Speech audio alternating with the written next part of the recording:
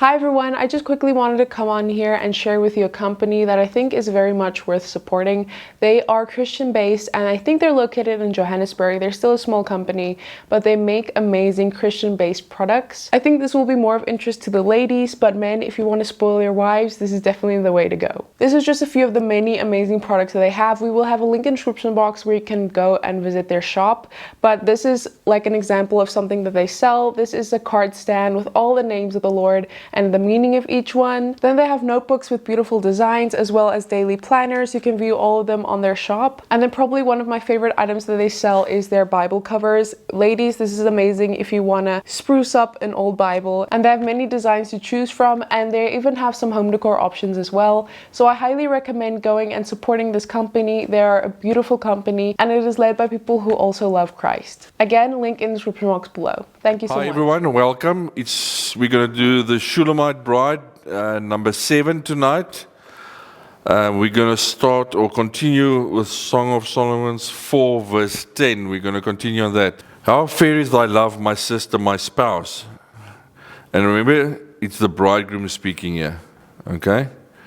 How much better is thy love than wine, and the smell of thine ointments than all spices. Best translation, how satisfying to me, my equal, my bride. Your love is my finest wine, intoxicating and thrilling, and your sweet perfume praises so exotic, so pleasing. I want you to see how he looks at you here, how he sees your love for him, what he sees in this. It says that it's better than something, it can take him over. I want you to see how he emphasizes this love. How fair is thy love, and how he looks at that love that you have for him. I said it takes over his whole being. It controls him. That's how intimate he walks with us, and what he wants from us, and what he sees from us that we can give him. We think it's not good enough. We're not always there. We're not worthy. We focus too much on how we see ourselves, and we've spoken about that before. Instead of how's he looking at her, he says, how fair is thy love, my sister, my spouse. Look what he's calling her those names. It's got meaning. How much better is thy love than wine? Because remember, we spoke, I'm not going to go into those things again. We spoke about the wine. You become under the influence, get intoxicated by wine. That's how he looks at you. You're better than that. Smell thy ointments, all spices. We're going to talk about the spices again here. I'm not going to go through the spices again. We've did that in detail. Verse 11. Thy lips, O my spouse, drop as the honeycomb. Honey and milk are under thy tongue, and the smell of thy garments is like the smell of Lebanon. Your loving words are like the honeycomb to me. Your tongue releases milk and honey, for I find the promised land flowing within you. The fragrance of your worshipping love surrounds you with scented robes of white. It speaks about milk, nurturing, milk. It speaks about love, mother's love, nurturing. We've spoken about that before. Honey, pure, sweet. It's a sweet taste. When you speak, it's pure and it's sweet when you speak. That's what he's saying about you. Yeah, that's what he's saying about you. In the Bible, does it also talk about milk and honey? The promised land, Canaan. Milk and honey, the land of milk and honey. So if you see the present translation touches on that, it basically is saying you are his promised land. That's what he's basically saying, this milk and honey. You are the gift to Jesus, the promise. You are his gift. He died for you because you are his promise. Makes you think a bit differently about it. You were promised to him and he died for you. Verse 12.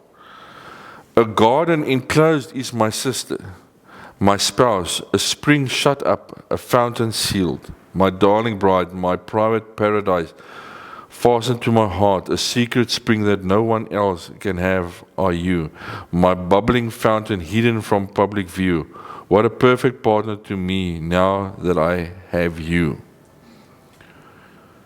I said to you, you are his private paradise, where he can come and walk with you and talk with you, where it's just you and him in the garden. Remember with kings up to a couple of 100 years ago that had castles? You will see it in movies. All the kings had their own garden in the middle of the castle where only the king would go most of the time and not be. That was his time, quiet time was in that garden, a king. He didn't want to be disturbed when he went to the garden. That's why they still have it. It's actually funny if you think about it. In Genesis, the garden, and the people kept it even in castles. A garden for the king to go and walk in, to probably clear their heads. And here he's wanting you to join in there, at that place where there's peace, quiet. It's got nothing to do with what's going on outside. That's why it's in the castle in the middle, because it's just a quiet place. He doesn't have to worry about all the wars and the people and that. So that's how he's looking at you. I said to you, we know Jesus is a well. We know the woman at the well. We've done teachings on that, Futini. And you are also a well that have water. People can come and drink water from you as a well. All right? We know that by now what that means. I said here, what is in this garden that he's talking about here? It says it in verse 13. I'm not going to go through all the stuff we've done. We've done most of them, and I think we've done all of them. Thy plants are an orchard of pomegranates with pleasant fruits, camphire with spikenard. Remember all the spices we did of the 5 spices? Spikenard and saffron, calamus and cinnamon with the trees of frankincense, myrrh and aloes with all the chief spices, a fountain of gardens, a well of living waters, a stream from Lebanon. Go look at the meanings of all the stuff that we've done before. That's what he's saying here. That's what's in that garden, that he finds in that garden, which is you. I don't want to go through all that stuff again. It's going to take too long. We've done teachings on that. Maybe you've got notes on that. Verse 16. Your inward life is now sprouting, bringing forth fruit. What a beautiful paradise unfolds within you. When I'm near you, I smell aromas of the finest spice, for many classes of my exquisite fruits now grow within your inner garden. Remember this happened as we read this. She went through a couple of things to get here. She made a couple of choices to get here. Here are thy 9 pomegranates of passion, henna from heaven, spikenard, the sweet saffron, shining fragrant, calamus, across sacred cinnamon branches, scented woods, myrrh like tears from a tree. We actually spoke about the myrrh, they cut it, and then the tree like adds a tear. We spoke about that when we spoke about the tabernacle of Moses. We did teaching on that. Aloe and eagles ascending. You are a fountain of gardens, a well of living water springs up from within you, like a mountain brook flowing into my heart. I mean, there's nothing more beautiful than if you look in a forest and you see this fountain brook flowing in that clean. I mean, that's pure water. And he says, yeah, you are a fountain, yeah, stream. Next verse, verse 16. Now, it's the Shulamite bride. She says, remember that was the bridegroom, now she's saying, awake, O north wind, and come thou south, blow upon my garden, that the spices thereof may flow out. Let my beloved come into his garden and eat his pleasant fruits. Passion Translation. Awake, O north wind, awake, O south wind, breathe on my garden with your spirit wind. Stir up the sweet spice of your life within me. Spare nothing as you make me your fruitful garden. Hold nothing back until I release your fragrance. Come walk with me as you walked with Adam in your paradise garden. Come taste the fruits of your life in me. Man, that's beautiful, the way she said it. She's praying here. That's what she's asking. She's praying here. She calls on the north wind to blow over her.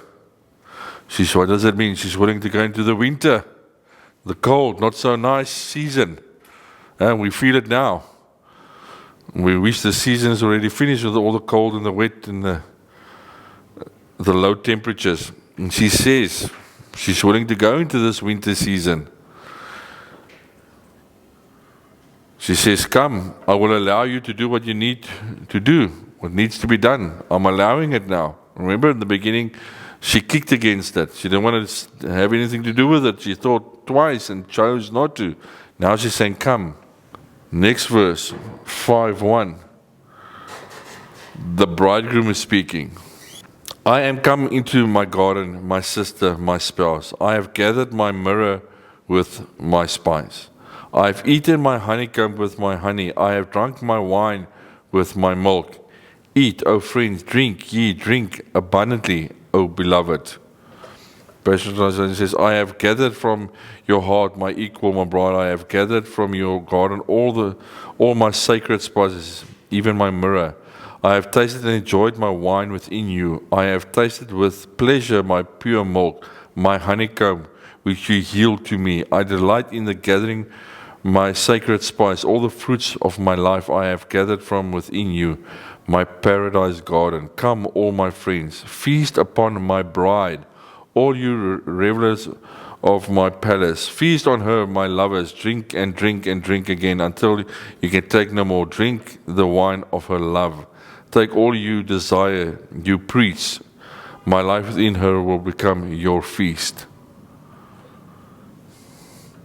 You see, he's answering a prayer that she said in the previous one. He's answering her here.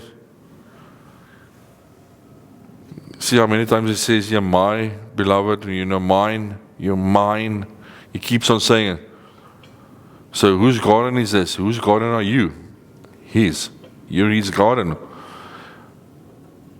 He said, yeah, he planted in it in us. He cultivated it. He pruned it. Those are the things that he went through. And he actually loves what he did in us.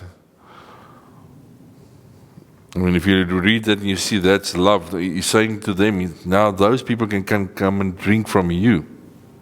You're at a place where people can come and drink from you, eat from you, because he cultivated and pruned you so that you are ready for that. And I mean, at the end of the verse, he's allowing everybody to come and eat and drink from her. And he says, if you eat and drink from her, you will taste him, Jesus. If they come and eat and drink from you, they should taste Jesus. Not Janelle or Monique or Kayla. Jesus, when they come to drink from you. I said here, we as the bride should make a difference in our town where we go. We must be the change when people come to drink of us. Wherever you feature, you must be the change when they drink from you. I said to you, when he was feeding the 5,000, Jesus said, you feed them. You must feed them. He didn't say, I'm going to give them food. Can you imagine what those poor disciples thought that moment? And he says, they come to him and say, listen, we need food. And he says, well, you feed them. And their minds went, they didn't understand, what must we do now? Luke 9 verse 30 says, but he said to them, I think I've got it, yeah? Yeah. He said to them you give them something to eat. They replied, we have no more than 5 loaves and 2 fish. I mean, you give them something to eat. See what he's saying there? We are the ones that's supposed to give people something. This weekend when we were away, I said to the men, we must be at a place where we supply to the need. We must stop needing ourselves. We must be at a place where people can come to us that need something, and we are a place where they can come and get that where the need is. We're supposed to be there. John 21:17, Jesus said a third time, Simon, son of John, do you love me? Peter was distressed that Jesus asked him a third time, do you love me? And said, Lord, you know everything. You know that I love you. Jesus replied, feed my sheep. Every time it's something that you must give. There's a place where we receive, but that's why we must grow so that we can start giving. We've got to give. So remember that. That's if you're at a place where you start giving to people, they can come and eat and drink wine from you. Then you know you're growing more mature. And it takes a while to get there. It's not a quick thing, but we all can get there and be at a place where people can come and drink from us. In the next verse, verse 2 of Song of Songs 5, is the Shulamite bride now. I sleep, but my heart waketh. It is the voice of my beloved that knocketh, saying, Open to me, my sister, my love, my dove, my undefiled. For my head is filled with dew, and my locks with the drops of the night. Passion Translation says, After this I let my devotion slumber, but my heart for him stayed awake. I had a dream. I dreamed of my beloved. He was coming to me in the darkness of night. Yeah, it's funny he says he's coming to me in the darkness of night. Most people, when they see the word darkness, they think of evil. Look where he's coming out of the mystery, the hidden. Not like most people always see darkness as evil. The melody of mine in love awakened me. I heard his knock at my heart's door as he pleaded with me, Arise, my love. Open your heart, my darling, deeper still to me. Will you receive me this dark night? There is no one else but you, my friend, my equal. I need you this night to rise and come and be with me. You are my pure, loyal dove, a perfect partner for me. My flawless one will arise. Will you arise? For my heaviness and tears are more than I can bear. I have spent myself for you throughout the dark night. Again, she's dreaming here. She's dreaming here. And he's knocking and calling her. Where is that in the Bible? In Revelations. Behold, I stand at the door and knock. If any man hear my voice and open the door, I will come into him and will sup with him and he with me. See where they got that verse? Song of Songs, it's in Revelation also. If he knocks, open. Next verse is the bride speaking. Verse 3, the bride speaking here. I have put off my coat. How shall I put it on? I have washed my feet. How shall I defile them? I have already laid aside my own garments for you. How could I take them up again, since I've yielded my righteousness to yours? You have cleansed my life and taken me so far. Isn't that enough? Garments in the Bible are most of the times used as a picture of righteousness. There's verses for that. Filthy garments are a symbol of unrighteousness, of self-righteousness. We know the verses in the Bible. Clean white garments are a picture of righteousness, Christ. Laying aside her garments is a symbolic picture of what happens when when we came to know Jesus, our Savior, where we lay our garments aside. It's funny, they fought about these garments also at the cross. I wish I could see what that garment was made out of, because they said it was one piece. And I'm just saying, if these guys were willing to be money on a piece of garment of somebody hanging on a cross, they didn't be money on the other two guys' garments and stuff. It's only on his. That thing must have been made special, looked special, different. Why would there be money on that thing? But it's saying something else also. But just think about it for a moment. Why would they put that in there? Because these guys are being on Jesus' garment. They want that garment so desperately. You read about them being on any other garments of people on the cross, but they wanted his. Think about it.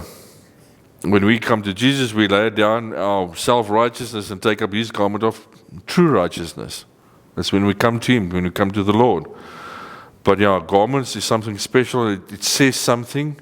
I mean, even in today's time when somebody wears a type of garment or something, it says something. You can see where they are sometimes in work and in the flesh, and so also in the spirit. It says something. Verse 4. Sorry, I'm going quickly because of time. My beloved put in his hand by the hole of the door, and my bowels were moved for him.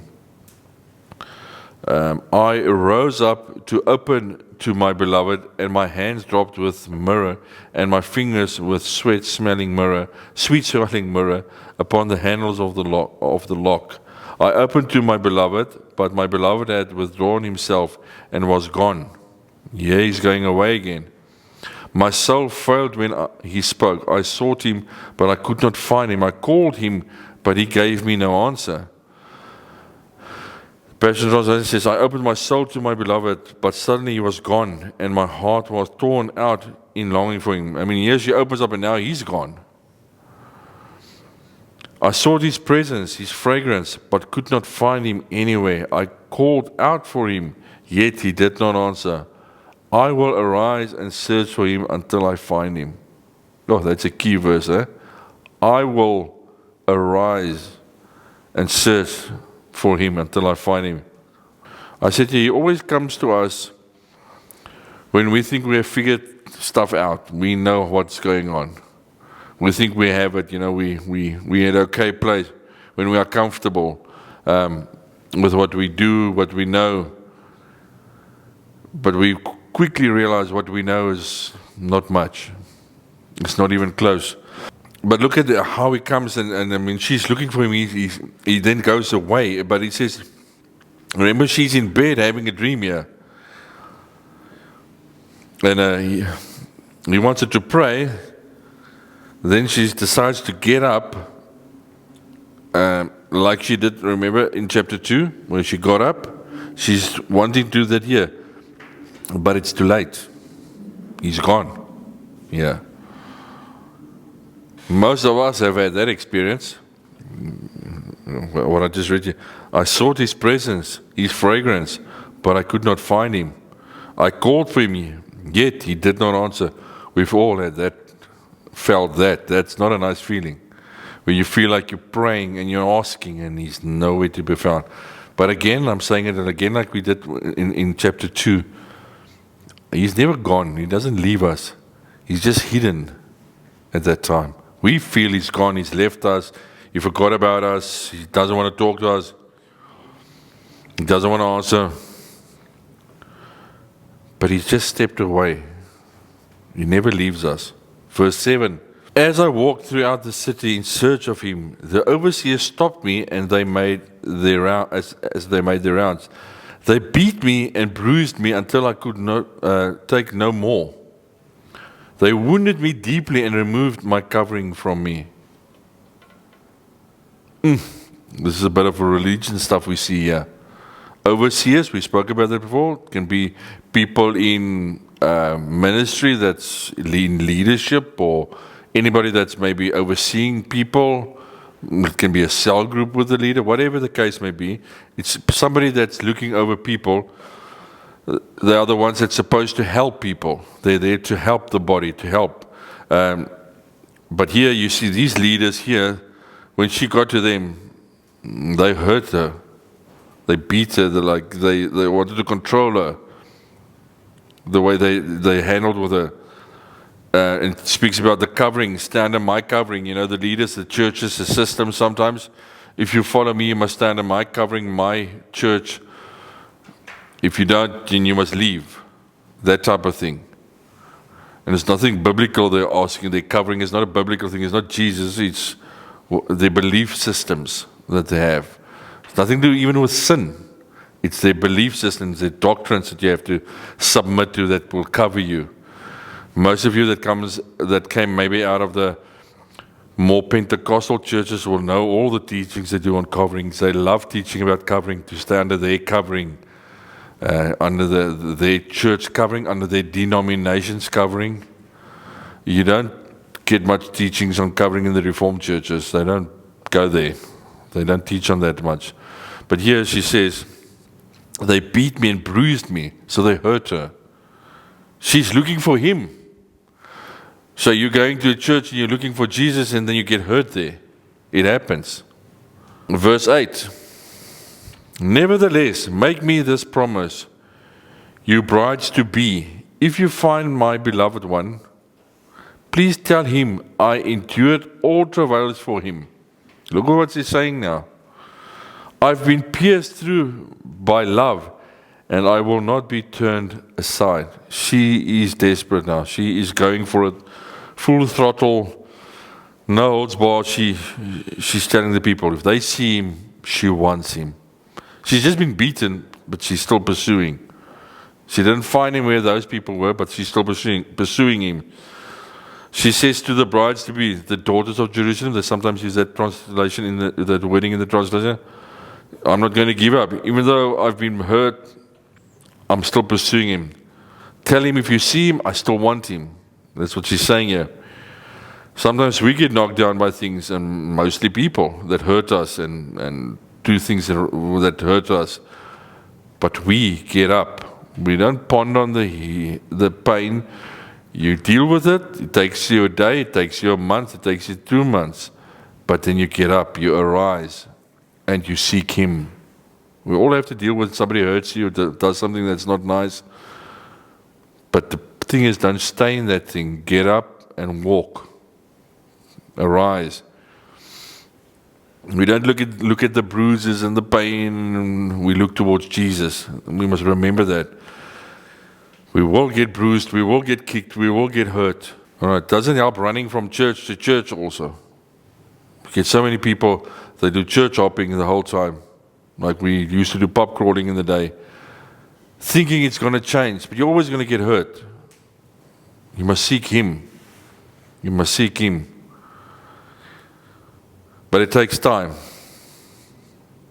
It takes time. We have maybe walked this longer than others will tell you. It takes time to go through those things, to learn to see his plan in the thing that we don't understand.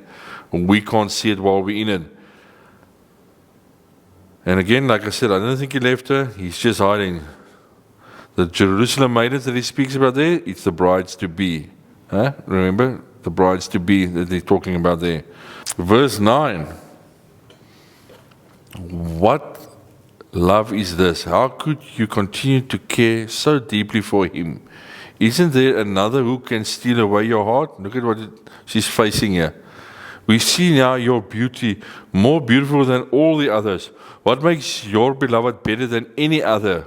What is it about him that makes you ask us to promise you this? Can you see she's only got eyes for him? And they see it. And they don't understand it.